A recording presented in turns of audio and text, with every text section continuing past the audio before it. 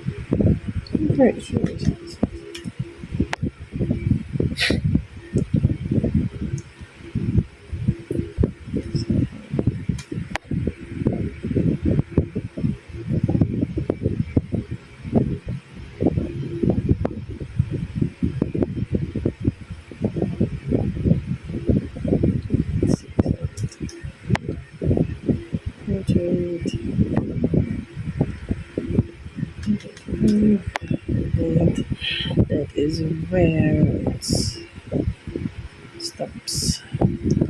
Nagka-error na kasi hindi namin na-complete ito.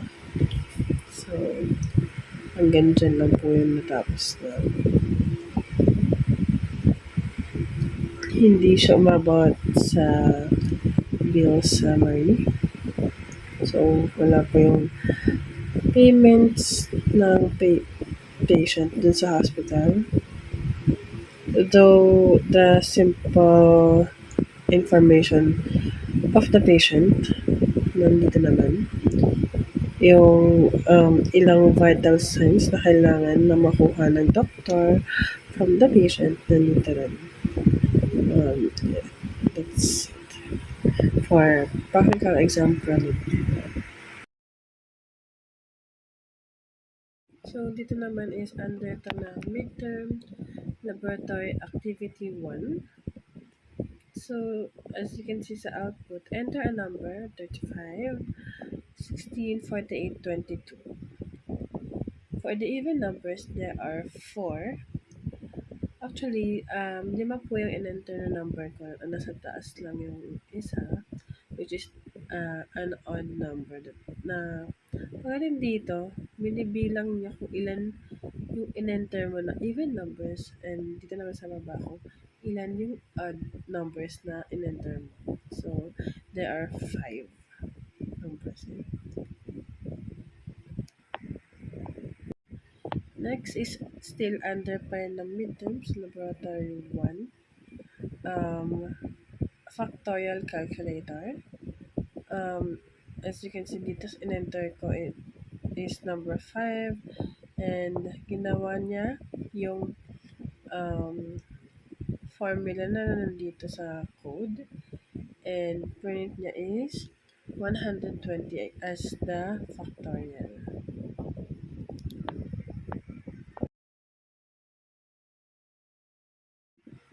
Next naman is under pa rin siya ng midterms, but this is laboratory activity number 2. This is the code.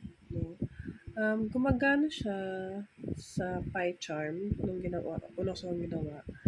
But ngayon dito sa Visual Codes, hindi na siya gumagana. But ito yung dapat na output niya. So, enter your last name, Araliana.